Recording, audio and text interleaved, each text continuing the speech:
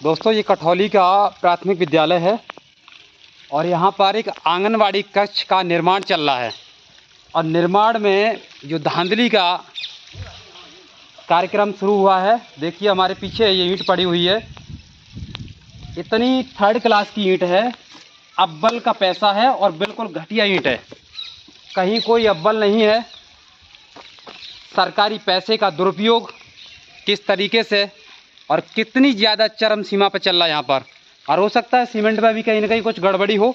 अभी सीमेंट तो उन्होंने नहीं मिलाया, लेकिन ईंट तो साफ दिख रही है कि बिल्कुल ख़राब क्वालिटी की ईंट है।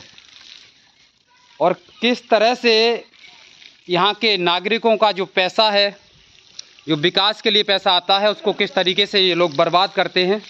और इस बर्बादी के कारण यहाँ जो सुविधाएं हैं, उन सुविधाओं को आम नागरिकों तक नहीं पहुँचाए। और इसी के कारण आज तक इस पंचायत में और ख़ास करके प्राथमिक विद्यालय कठौली पर कोई भी ऐसी सुविधा मौजूद नहीं है जो यहाँ के बच्चों को, यहाँ के नागरिकों को समय पर मिल पाए। क्योंकि यहाँ कोई ऐसा व्यक्ति नहीं है कि इस पूरे बिल्डिंग के निर्माण को सही तरीके से वेरीफाई करे और सही तरीके से इसका क्रियान्वयन हो पाए। क्योंकि यहाँ पर जो भी इस बिल्डिंग के निर्माण में ठेकेदार होगा या फिर कोई अन्य होगा, वो सभी इस घोटाले करने में बहुत ही आगे हैं। और यहाँ सीमेंट भी एक चेतक नाम का है, और पता नहीं कि शायद बिरला का है, किसका है।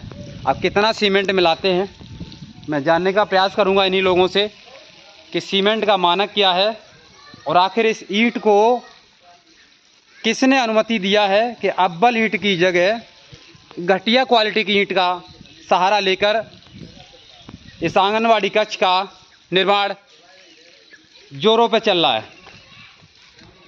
और हमारे पीछे आप देख रहे होंगे, ये वही विद्यालय कठौली का है, प्राथमिक विद्यालय, जहाँ पर आपको सुविधाएं तो बहुत ना के बराबर मिलेंगी, लेकिन असुविधाएं इतनी ज़्यादा हैं। इन असुविधाओं को शायद है ना तो यहाँ के प्रिंसिपल हैं वो दिखाना चाहते हैं और ना ही यहाँ का कोई भी अन्य व्यक्ति, लेकिन दिन वो निकल चुके हैं, अब वो चीज़ें नहीं हो पाएंगी। ये देखिए, आपको दिखाऊंगा, पीछे से देखिए छत पड़ी हुई है।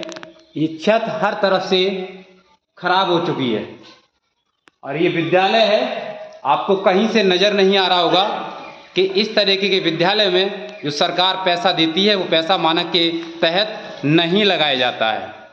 हर तरफ बिल्डिंग जर्जर अवस्था में खड़ी हुई है और यहाँ के जो प्रिंसिपल हैं वो भी इतना इसमें रुचि नहीं लेते हैं कि आखिर इतनी जर्जर बिल्डिंग को अब तक अधिकारियों तक खबर क्यों नहीं पहुंचाई गई। और पूरा का पूरा माजरा आपका आंगनवाड़ी कक्ष का है, जहां पर ये कॉलम खड़े हुए हैं। कॉलम भी पूरे जंग खा चुके हैं और इस जंग वाले कॉलम पर ही निर्माण जारी है और ये ज़्यादा समय तक ये कॉलम चलेंगे नहीं। ये पूरा का पूरा लेंटर भी पड़ेगा और अंदर तक इसमें जंग पहुंच जाएगी।